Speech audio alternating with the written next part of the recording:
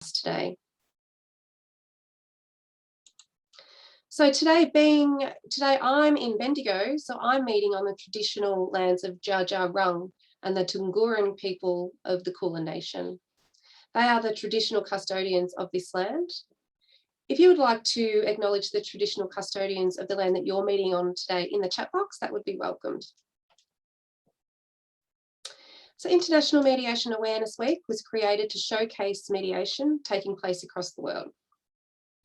The Mediator Network team has set out to encourage more engagement with this form of dispute resolution by using this week and activities throughout the year to promote mediation at an international and regional level. We are working with a growing number of organisations and individuals to bring you International Mediation Awareness Week, and are delighted that we are joined by some amazing and passionate individuals who help make this a success. So this week is brought to you and managed by Mediator Network in collaboration with our global partners and regional coordinators. In Australia, that is the wonderful Joanne Law and Mediation Institute. My name is Janice Bull, and I shall be your session host today. I am a family dispute resolution practitioner, an en masse mediator. I'm also a child consultant and social worker and the founder of Bendigo Mediation. So I will be introducing the session speaker to you shortly, but before I do need to remind you of some house rules. The sessions today will be recorded, so please keep your camera and audio off. There will be a question and answer session at the end of the talk, so please put your questions in the chat box. I'll keep an eye on these and I'll pick some of those out for the speaker. If you do drop off the session, please log back in and I will let you back in. Okay, so I am delighted to introduce you to Darren Mort, who has been a specialist barrister in the family court for over 30 years. Darren is also an author, producer, an actor, and founded a children's charity called To Be Loved Network Limited. Darren also sits on the board of the Association of Family and Conciliation Courts Australian chapter. Darren has recently produced an acclaimed film called Tommy, illustrating issues around the voice of the child through separation and divorce. The film has been used worldwide as a teaching tool with associated discussion papers. So please ensure you have your camera and microphone off, and I will now hand you over to Darren. Thank you very much, Janice, for those kind words, and I'm very honoured to be asked to present this morning, at least this morning in this time zone. So look, I wanted to talk a little bit about the charity that we formed back in 2018, also a little bit about the film Tommy, and finally, in terms of the voice of the child and the impact of family law proceedings in terms of some research and studies that have been done recently. So as you heard in Janice's opening, I've been a barrister for over 30 years, 32 years now, specialising in family law matters. I'm also an accredited mediator and arbitrator, and I've got a great interest in mediation and thus my link up with IMAW Australia. The situation was I think it was back in 2017 or thereabouts. I was on the Family Law Bar Association and I was seconded off to sit on a committee called the Domestic Violence Task Force Committee, reporting to the Royal Commission on Family Violence. And it was a committee chaired by the Chief Magistrate of Melbourne. It had a number of incredible people on that committee, focused on the impacts of family violence on women, on children, how we can address perpetrators, things of that nature. And it seemed to me after that process and after we sent off our submission to the Royal Commission, it seemed to me stepping back from the process that I saw all these wonderful people performing all this triage. For me, it seemed that at the bottom of a cliff with families dropping one after the other, triaging these families and working out what's going to be best for that particular family in terms of ongoing management. And I just thought to myself at the time, there must be a better way of being able to do things. So I decided to put my backpack on and trudge up that cliff with a focus on ensuring that families are prevented from jumping in the first place. And I thought the best way to do that was to form this charity and to have as our mission statement a focus on creating resources for children, not only to give them a voice in family court proceedings, but to help them navigate parental separation and family divorce. So as a result of that, we formed the To Be Loved network, and I put my email address and the website in the chat box for anyone who's interested in contacting me personally. We formed the To Be Loved network, and the first thing we did was I wrote a book called Tommy and Tiger Terry, which was launched at Victorian Parliament House in May of 2019. And then thereafter, in that same year, we filmed Tommy. The book and the film have a similar story, except the film, as you'll see shortly, is a little bit more, or a lot more impactful than the book. The book is meant for a tool for children, not only to read and understand, but also for their parents to read to them and help the children understand and maybe pick up some tips as well. The book has quite a happy ending. The film doesn't have such a happy ending, but it's meant to be impactful, and it's meant to send a really salient message to parents in terms of their parenting and how they might better do that with their children. So the film Tommy, the short film Tommy, has been an incredible success. It's been in 27 international film festivals. It's won 12 awards. It's been a finalist in qualifying events for Academy Awards and BAFTA. And I think a large part of its success is due to the fact it's unique, because we as mediators would appreciate there are not a lot of these type of resources out there for parents. We talk the talk a lot with our clients, but there's not a lot of resources you can point to. And my idea for Tommy was really taken from an experience I had having some arthroscopic knee surgery, would you believe? Because I went into this surgeon's waiting room, and then I was ushered through to this other room, and I was sat in front of a screen, and I was shown via a film how, in sort of an animated film, how the knee surgery was going to be performed. And I thought, well, that's very insightful. And then I got sent into another room where I was then with the nurse manager and the orthopedic surgeon. And so by the time I got into that room, I'd already been explained what the process was, what it looked like, what the risks were, a lot of information I received. And so by the time I got to the surgeon, it was really a mopping up job for him, and also fielding any questions, any answers to questions that I had about the procedure. And I thought, wouldn't that be wonderful if us as family lawyers or mediators could use a tool like that to give parties a little bit of an insight what they're in for in terms of litigation or mediation, and give them a forerunner, a bit of a taste. So with that in mind, Tommy was raised up into the platform, and it's been used all around, particularly in America. It's been used as that sort of tool. There's a lady called Trina Knudsen in America who runs a mediation type center for parents.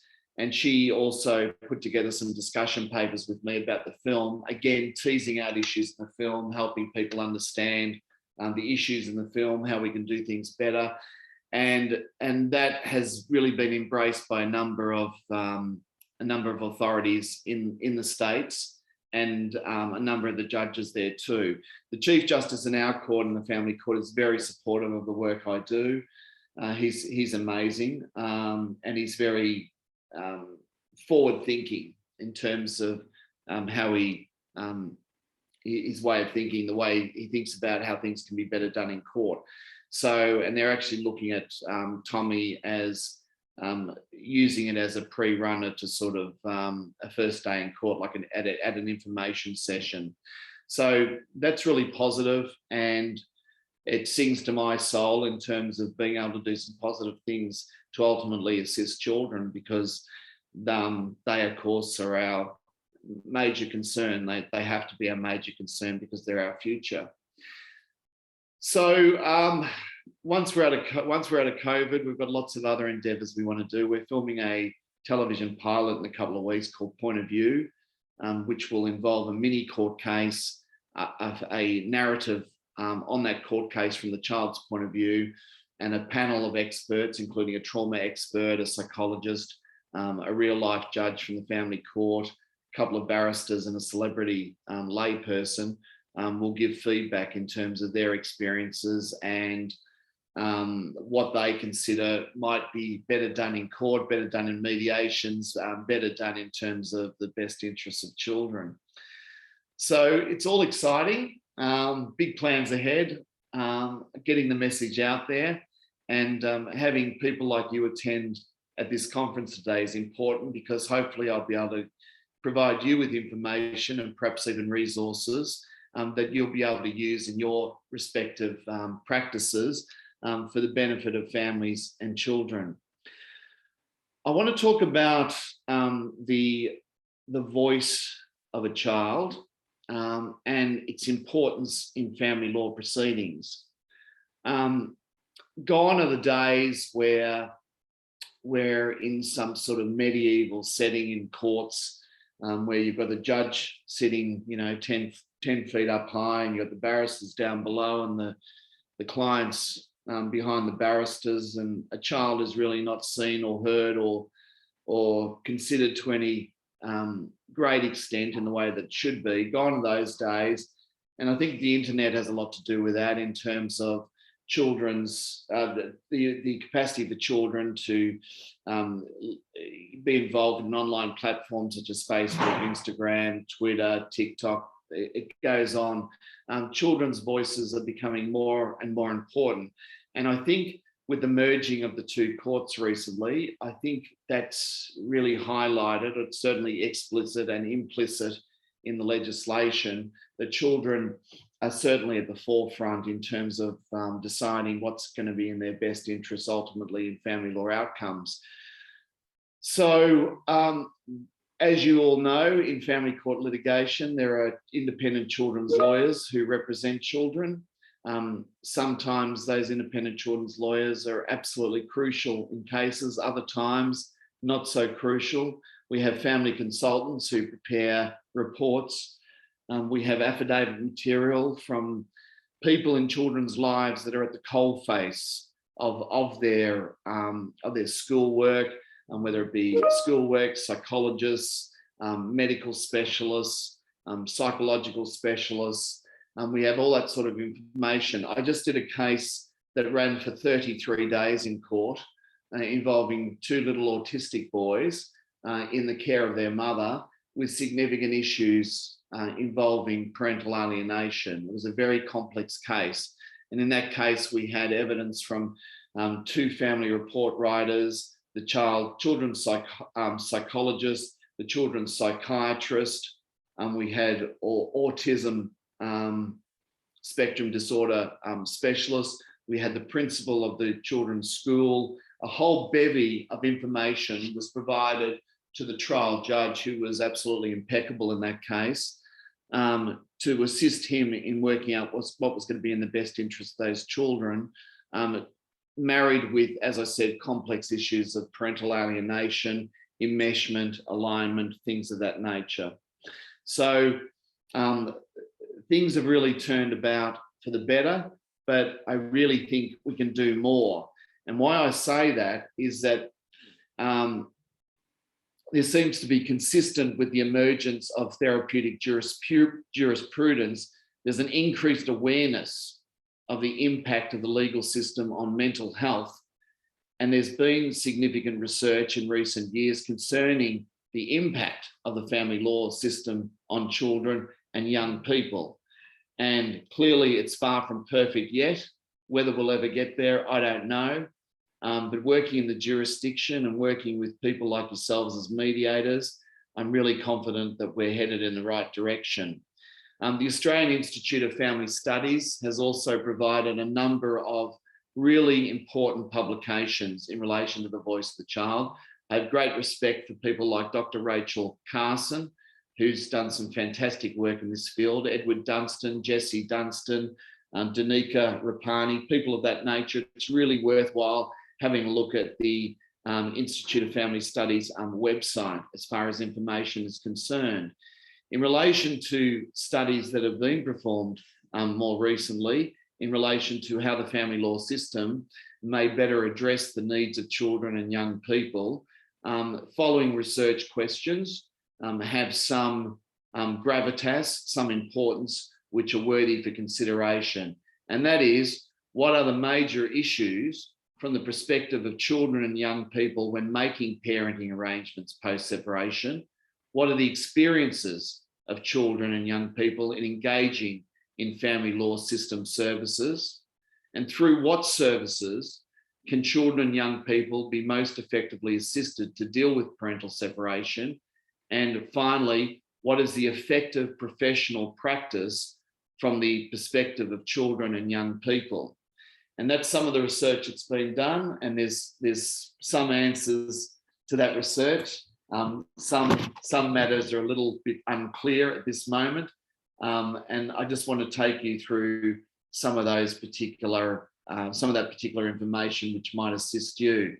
So, in relation to the first question, as to the major issues from the perspective of children and young people when making parenting arrangements post-separation, one of the major concerns, which was most prevalent in the studies that I've read, is in relation to listening and supporting children through the parental separation process.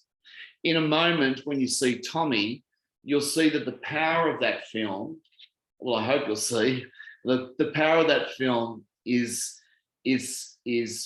to me quite apparent, that the child has no voice, has absolutely no voice in that particular narrative. And children, as I just said, need to be listened to. They need to be supported through that parental separation process. And consistent with that, the findings in existing research show that children's participation in parenting arrangements decision-making process is what they want. They want to be listened to by their parents. They want their perspectives to be understood, and they actually want to communicate with their parents when their parents are making parenting arrangements. Now, of course, this is going to depend on the age of the children, obviously, but as children hit their primary school years, grade 2 and upwards, the research, and particularly once they hit their teenage years, God help us, if you've got a teenager, you'll know what I mean. They certainly want their viewpoint taken into consideration. Now, from what the research says, as far as examining what it means from a child's perspective to be listened to, this entails parents taking the time to hear and to understand. It's really important, understand their point of view, informing them about the separation process, and ensuring that there is consistent and open communication throughout. So what's important is allowing children to take time and space to not only process their emotions, but also their experiences during this participation. And from what the research says, participation does not mean that the children need to know the ins and outs of absolutely everything that's going on. That is the details of the process. And that's particularly so when parents are articulating strong feelings of hatred, anger, or towards each other. However, they don't want to be excluded from that process. And therefore they feel responsible for filling in the gaps themselves if they're not provided with that information. And that's a burden that children shouldn't have to bear. It's also important to note that the responses of children in the research, interestingly, is the age at which they felt ready to express their views is different from the age at which they feel they're being listened to. So there's quite a demarcation there. And this suggests that for some children, processing and developing their views on parenting arrangements takes time. And in certain circumstances, requires professional support through counselling. I'm really one working as a barrister in the field, and I'm not a psychologist, but working as a barrister in the field, I always see the power of the sibship. When children huddle together in their sibship and are able to communicate with each other about what they're going through, what impacts it's having on them, and how it's making them feel. So in years gone by, before the Family Law Act was even thought of, you'd see children, siblings commonly being split. Fortunately, that's not the case anymore. And if it is done, it's done for good reason. So what's also influential in children's response to the decision-making process on parenting arrangements is children need to understand the reason for their parents' separation, how they found out about it, and how their parents communicated with them around this time. So it's very important that parents are open in their communications. And this ameliorates any potential confusion and emotional turmoil that's precipitated as a result of the parents' separation. And this seems to be an important issue for children in the terms of decision making. In relation to communication and relationship development, as I said, from the research, it's important in assisting children to accept their new living arrangements, to build new relationships post-separation, and to better understand the separation and parenting arrangement process. And naturally, distress will form a part of this for children, and naturally, parents need to take that on its face value. And as I said, getting back to listening and understanding children's needs. But the principal concern, seems from the research, is the amount of pressure the parents place on their children in order to take sides, and the level of denigration that goes on in terms of the other parent and trying to undermine that other parent's role. And you'll see a lot of that in the film Tommy, and some of it's more subtle than others. I mean, a lot of the time we're confronted with quite confronting denigration, but you'll see other times that denigration or that belittling or rebuking that goes on is a little bit more subtle. And that's something always for us as practitioners need to be aware of. The other thing that children demonstrate a desire for in ongoing communication is to better understand circumstances post-separation. And the theme that emerged for children is what they really seek is a degree of flexibility sometimes. And it's something I always say to clients, that there's never such thing as final parenting orders. The landscape of a child growing up is a changing or an emerging landscape to fit in with their particular needs. And so it's important for us as practitioners to always highlight that to parents, I feel, in terms of implementing a degree of flexibility in arrangements, because I think ultimately that augurs well for a child. And it also shows to a child that their parents are prepared to communicate with each other about those issues, and communicate about those issues in terms of addressing their best interests. So again, it necessitates ongoing listening, responding to changed circumstances, and evolving needs. Regarding what are the experiences of children, young people in engaging in various family law services, the research was interesting, and the responses of children from the research that I've read have varied greatly, and with a degree relevant to the services engaged with. A key theme emerging from the direct engagement with service providers, including counsellors, family consultants, report writers, independent children's lawyers, was the significance of children having someone to listen to and to communicate their views, to inform in that decision-making process. Once again, The feedback demonstrated the nature of professional inquiry and interaction must sufficiently acknowledge and value the child's personal experiences and needs, even at a young age, in order to be effective. So I just did my reaccreditation for my mediation last week, which is always a very full-on process. And in an issues-based mediation, as you would all be well aware, it's important to listen and to tease out the issues that are bubbling under the surface, often preventing a settlement to occur.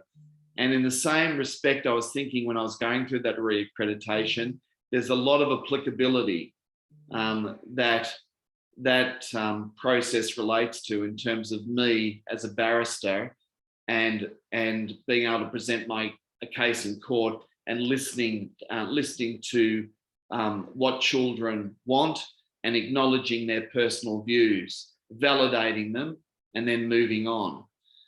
Because a lot of children don't necessarily demand that their wishes are brought to fruition.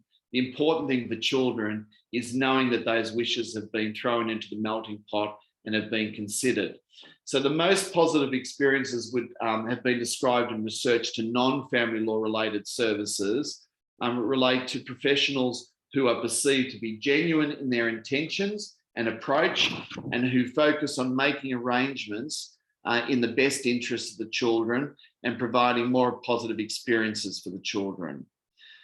Most children engaged in the family law system professionals reported negative feelings towards the court process, the family consultant, the report writer, and the independent children's lawyer, where those particular people do not engage appropriately with the children, do not acknowledge them, do not listen to them. In relation to participation at other levels, children recall greater engagement with social science professionals. Certain children described being marginalised by counsellors and family consultants. Specifically, there were concerns raised in the research expressed regarding the process of consultations informing the family report, and also the short duration that children have in terms of being able to explain their circumstances and their wishes during that reporting process. So I think that's really important, because often clients say, well, look, I only had an hour with the consultant, the children were only there for 20 minutes, I was observed for another 10 minutes with the children. How does a family report writer come out with recommendations that are going to advance the best interests? Mediations are a little bit different from my experience. It's a more fulsome process, and certainly a much more preferential process, in my view, than a family report process, because people are looking at trying to mend the situation and plan a way forward that's going to advance the best interests of the children, rather than focusing on a litigation process where one party is perceived as the winner and one party is perceived as the loser. And often the children are left in the midway battlefield, dodging hand grenades thrown by lawyers and the children's parents. In relation to the services children found most effective assisting them deal with parental separation, that was also interesting, but it related to family members, their peers, their schools, their therapeutic services. Children considered them of great assistance. Often the unsung hero for me in family law cases are the children's teachers or the school principal, because they're at the coalface with the kids every day. It's also, what also came out of the research was the need for accessible counselling and support services, both during and post-separation. So that's an important one, to simply not focus on the end result, but also there as a safety net for children during the process. And the availability of such services, in my view, needs to be prioritised to aid children in adjusting to their changing circumstances, as I stated before, and therapeutic services clearly fall within that category. So they're the main outcomes from the research. Finally, in bundling it all up into one basket, it's clear that patterns have emerged in terms of the concerning professional conduct and behaviours sought by children and young people as follows. Children indicate that the family law system professionals should listen more effectively to their experiences and views. Children respond more positively to professionals who make an effort to build trust. That's really important, building that trust. Children identify the need for professionals to act protectively and to be genuine in considering and advocating for their safety and best interests.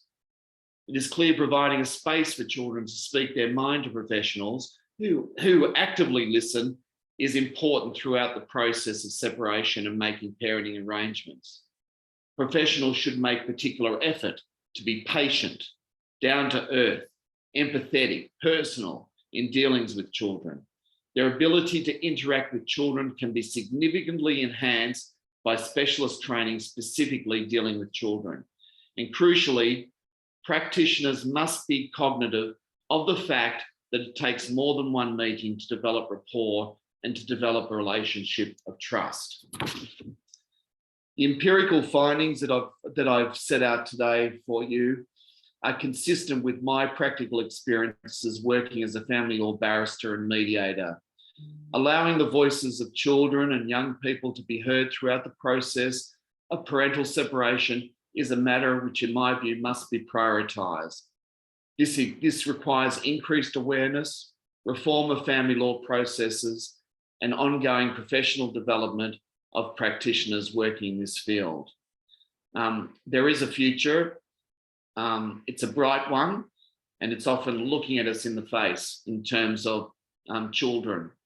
And I think as professionals, if we're mindful of some of the things that I've raised today, we're certainly going to make for a better future, because at the end of the day, our children are our legacy, and those children are certainly what's going to make things happen in the future in terms of affecting positive change generally for families. So thank you for listening to me. As you would have gathered, I'm very passionate about this area, and I do believe as a body of professionals that we can certainly affect and cause change. I'd now like to hand you over to Janice, who will organise this film to be played. I'm hoping there won't be any technical glitches, fingers crossed. It's always a bit nerve-wracking when you're doing this over Zoom. But here it goes. Can I just say before the film starts, there may be some triggering events for some people watching this film. It is quite a compelling film, and the little boy who plays Tommy gives a very emotional performance. And I have had cases where people have been triggered by some of the aspects of the film. In saying that, there's a lot worse that you'd see on Netflix or Stan. But because we work in the field and we're very cognizant of these types of emotions, I'm just putting it out there as a word of warning. I won't say I hope you enjoy the film, but I hope you find it useful and compelling and something that you may even be able to use in your various practices. So thank you. Thanks, Darren. Okay, great. So we'll get that started.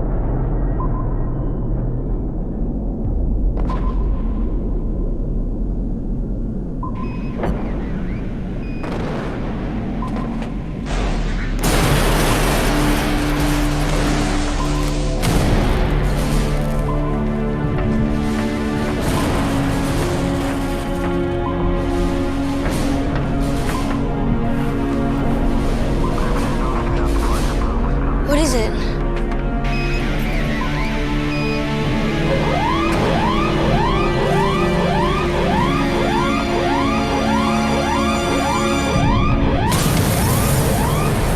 Captain Tommy! Tommy! Tommy! Tommy! dirtied yourself again. Let's go. Did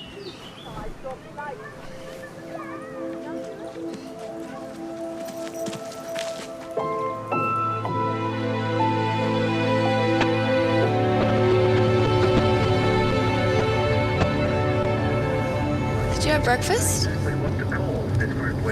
What'd you have? Eggs? God, is that all Dad ever makes you? But you also made those horrible pancakes that come out of the packet. God, your dad knows better than to be giving you all that crap. So did you ask him if he's pursuing this claim? We barely spoke a word. Elle, you need to find out, otherwise It doesn't matter. As long as the judge knows there's substance abuse, he doesn't have a chance. And if he rehabilitates? She won't let him. Just makes it tolerable to fuck each other. At least we're doing fine.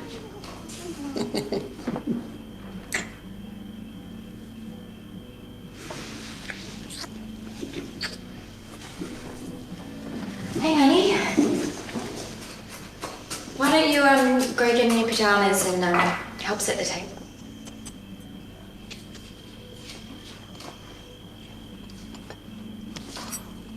And now they want to expand the student numbers in the classrooms. Can they do that? Well, that's what I asked, but no one can seem to give me an actual answer.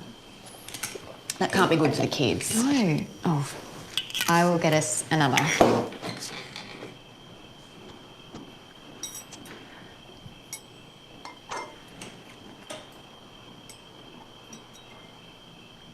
Hey, watch this.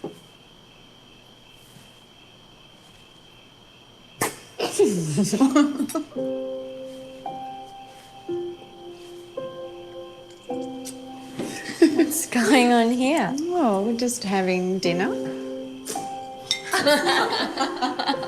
All right.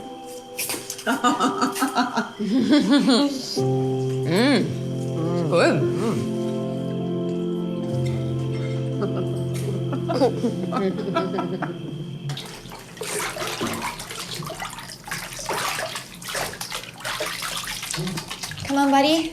Time to get out.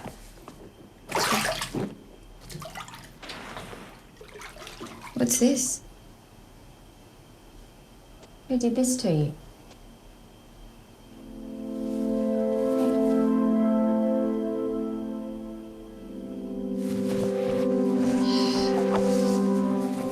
Have a good sleep.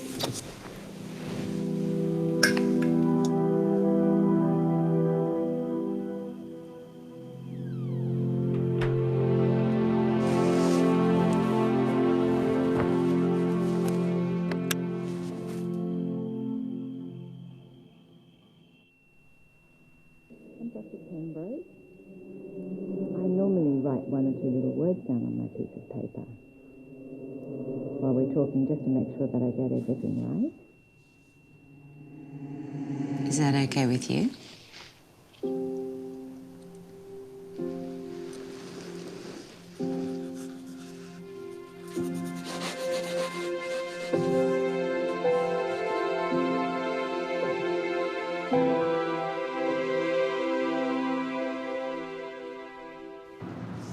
See you, babe. See you. Let me know how you go, all right? Yeah, thanks. Tommy! Let's go. Don't be late.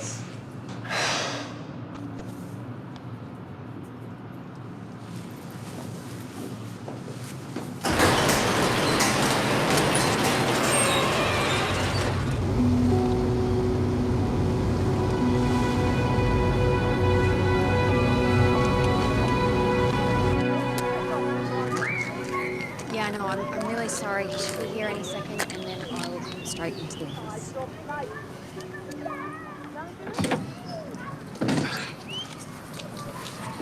Hey, no. Just wait. Just wait. Hey, Jan. What the fuck? Well, good afternoon to you too, darling. You were meant just to mind be your language in here front of the 40 boy. minutes ago, Can we just and now not I'm right late now? for I've got a a splitting meeting. headache. Another night out on the piss, hey? You're his mother, not mine. And what the fuck is she doing here?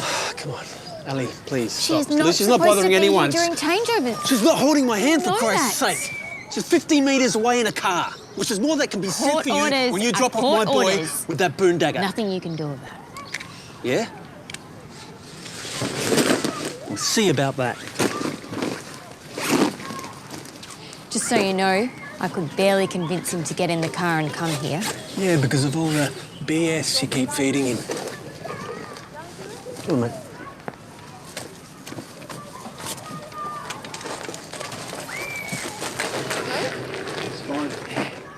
Say hi to Lucy. Jesus, what are you doing? Evidence. Huh? She shouldn't be here. Hey! Hey! Let go of him! Get back in the car. You're not part of this. You know what? Timmy's better off without you. It's Tommy, you fucking moron. Tommy! That's it. Like a good pet. Enough! Give me back my phone! You better not tag along next time. Hey, mate.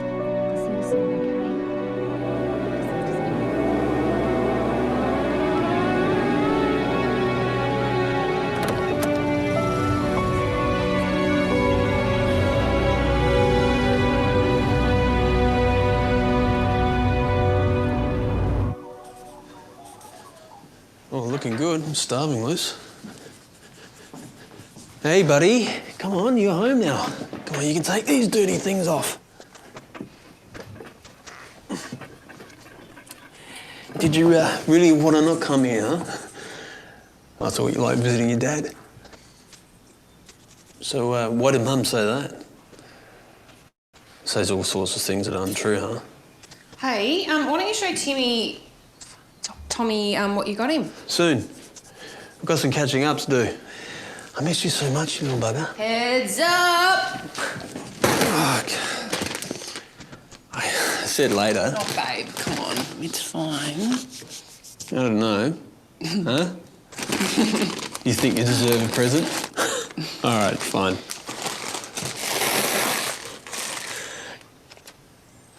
You and Dad can have a little kick in the backyard, yeah? What do you think? Yeah. Hey, come on, mate. Imagine if you could be here all the time. I mean, you could become as good as Ronaldo. Wouldn't that be cool? Then just tell Mummy that you want to spend time with Daddy. I love you. You're the most important person in my life.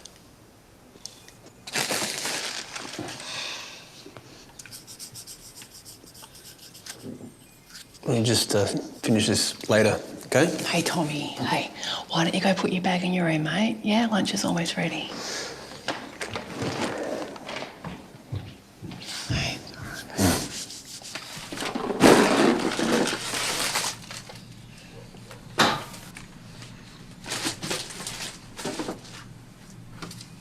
Yes, that's it! Drive! Oh, good one! Get the grenades, get the grenades! Towards the left. Hey. Come on. Oh! Look out, it's coming up behind you! Oh. Yes!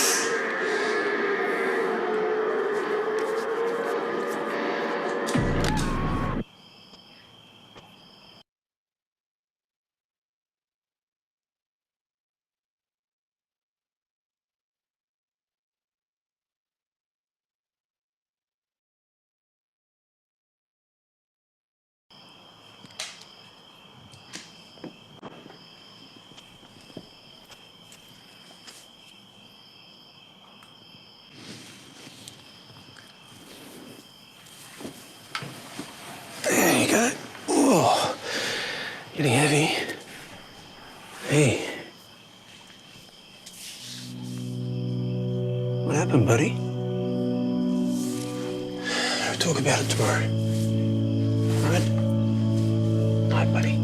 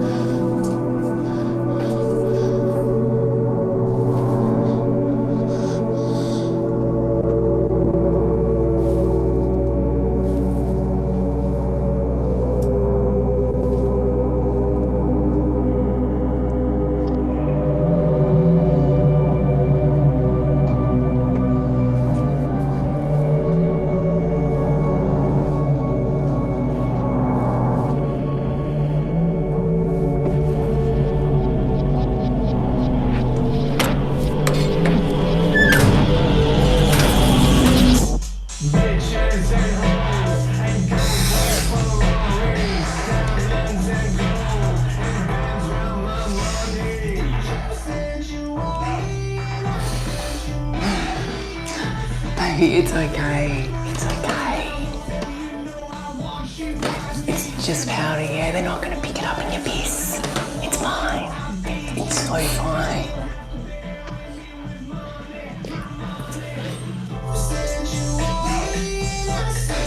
It's okay. Yeah? It's okay.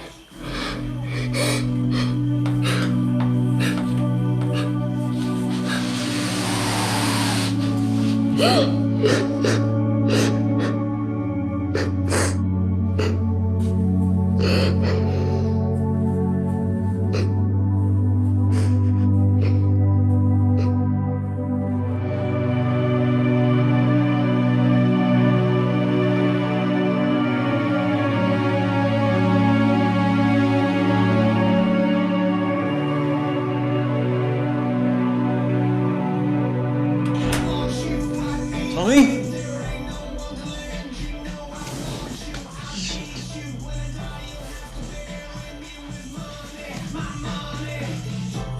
Come on, baby, don't let me have fun all by myself. Come on.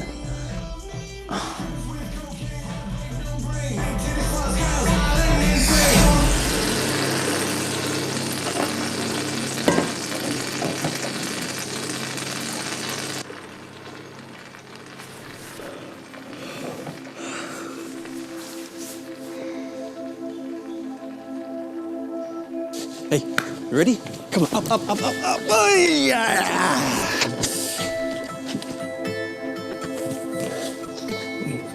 It's okay.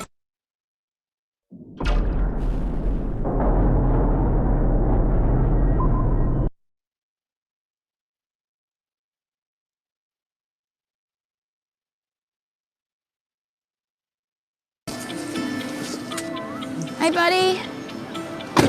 Hey, take it slow and steady wins a race, mate.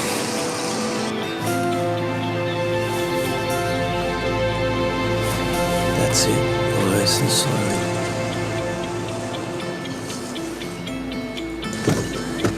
We haven't got all day, prick. You're late enough as it is. Hypocrite.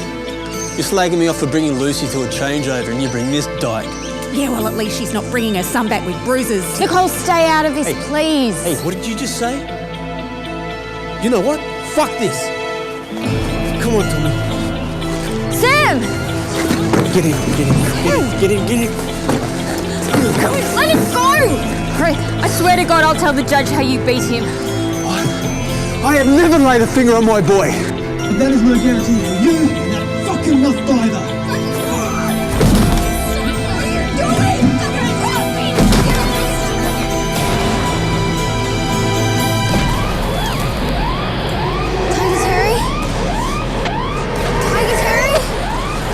Tiger Terry! You're a fucking asshole! Enough!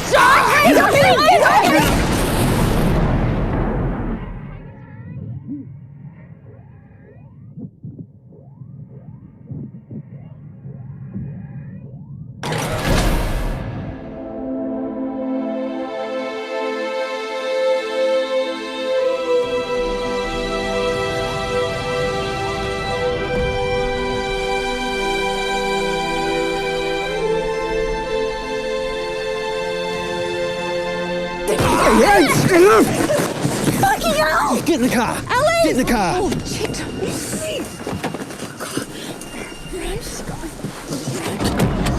Get into the river. Sam! You're not touching him!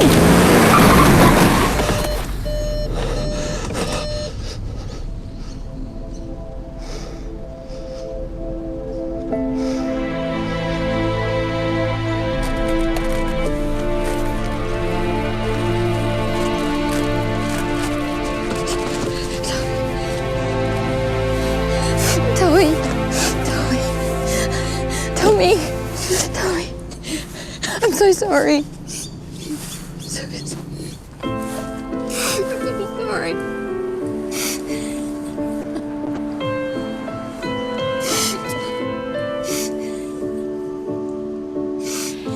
All around me are familiar faces, worn out places, worn out faces, bright and early for their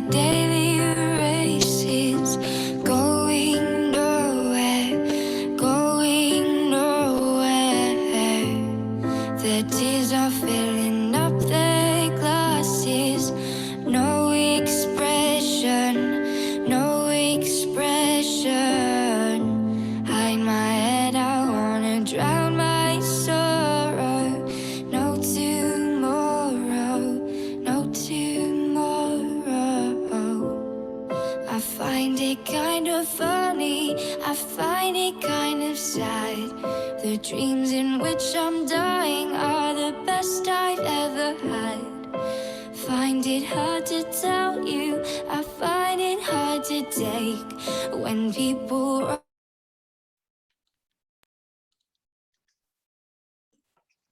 Okay. So just had to give it a moment to turn the video back on to get the lump out of the throat and, you know, to compose yourself a bit. Yeah, it's a delight, just incredible. Yeah, it is every time. Yeah. So yeah, just yeah, amazing. And I just hope, Darren, you mentioned earlier that you were showing that to parents at a certain point of proceedings. Is that what you're in the intention for future? Yeah, certainly. Yeah, look, I found it very very useful, a very useful tool. I had a guy the other day that was, you know, doing his old temper tantrum.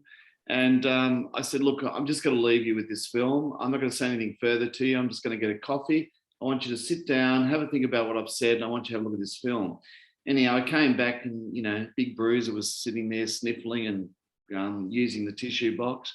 And I said, what's wrong with you? And he said, I've had a bit of a road to Damascus moment. I'm thinking that perhaps I could do things a little bit better from our kids' point of view. And anyhow, I was able to get him around. I'm not saying it worked a miracle, but in that case, it certainly caused the penny to drop for him.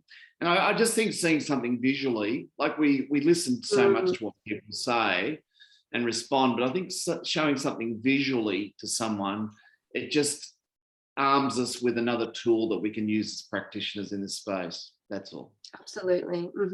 And if that doesn't jolt, you know, parents sort of out of that space, you know, just to get thinking a little bit differently, yeah, nothing will. Because so our biggest weapon is that, as a fact, apart from people with, you know, significant mental health disorders, every parent loves their children and every parent wants the best possible outcome for their child.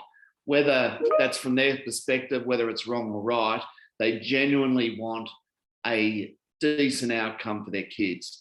And that's a really important tool that we have as practitioners. Yeah, absolutely. So look, we are sort of unfortunately getting to the point where we are out of time, but there's just one question that Louise Miller-Hoffman's put up there. Louise has said a large percentage of the FDR parenting matters that Louise mediates involves children under 2 and often also family violence and child safety risks. So she asked, Darren, do you recommend a mandate for involving a child specialist to give these very young children a voice in the process and to educate parents about child development needs and best interests? Yeah, look, that's a really tough question because I think 2-year-olds, I think with a 2-year-old, it's very hard to give them a solid voice in the proceedings. However, you can always map a pathway forward for those parents and also signal any signposts along the way that they need to look into. And for example, give them resources like tuning into kids courses, fantastic. Post-separation parenting courses are great. As I said before in the talk, it becomes a bit difficult until kids get to that sort of primary school level in actually putting some substance behind their views. But I think we can just look out for those signposts along the way. Yeah, absolutely. That's right. Yeah. So I've just put Darren your details up again in the chat box. So take note, everybody. And so there's Darren's the email address and the To Be Loved website as well. So if there's any more questions or you'd like to reach out to Darren, please do so. Yeah, always happy. And people have been fantastic, so supportive. And I'm really appreciative of everyone attending this presentation today and watching Tommy. And I hope it's some benefit to everyone who came today. Absolutely. I think everybody, could relate. So there was so many, there was more obvious sort of points that were coming out, but of course, all those little subtle underlying things as well that, put them all together and add them up and they're just as, so significant and, So like I said, hopefully that will, parents that ability to reflect on that is important. Great. Yeah, thanks so much, Janice. Thank you, Darren. And everyone for having me. and really enjoyed presenting today. Thank you. Oh, Thank can't you very enough, much. Darren. It's really interesting, Darren. It's Claire Button here. I've got a mediation this afternoon, which is bang on point of Tommy. The whole great. dynamics. So this is so fresh in my mind. It's fantastic. Thank you very much. I should say, thanks, Claire. I should say before I go, Tommy is available on Apple ITV at the moment. I think it's a significant price of about $2.95 or something like that. $2.99. Easy. Yeah, so you can access it on Apple ITV. So, and all proceeds, everything we do is pro bono. All monies raised by the charity go towards producing resources. Everyone on the board works pro bono, so it's Beautiful. not a money-making venture for us at all. Yeah. Excellent. Well, I actually am going to invest in that, and I might even consider showing it to the parents. Oh, wow. Okay. Let me know how it goes, Claire. Absolutely, because the two of them are really toxic to the children, and they do use the children as a weapon. Yep. Yeah, they do. Really they do. sad. Yeah. Good on you. And interesting, the person who contacted me was a 12-year-old child. Wow. Wow. Because I did their initial mediation, and he contacted me and he said, Mum doesn't know I've talked to you, but can you help me? So thank you for today. Thank you. Gee whiz, that's great. All right. Thank you so much, everyone. Thanks, Jenna. Jenna. Thank you so much. Thank you so much, Darren. So I'd also like to say a huge thank you to the Mediator Network, Mediation Institute, all the sponsors, collaborators and volunteers who've all contributed to make this week such a success. So please do have a look at some other events for the remainder of the week. I've just put in the a link to the chat box for that one. There's also the global debate plug, which will be very, very interesting. So make sure you book into that. So that's being chaired by Jonathan Lux, who I believe is in the UK and the founder of Lux Mediation. So this will be a very interesting discussion on whether the Western model of mediation is fit for a multicultural society. And we will be joined by representatives from all over the world for that. So keep an eye out on that events page. So just type in the search bar there, global debate, and it will pop up for you for the links to that one. Okay, well,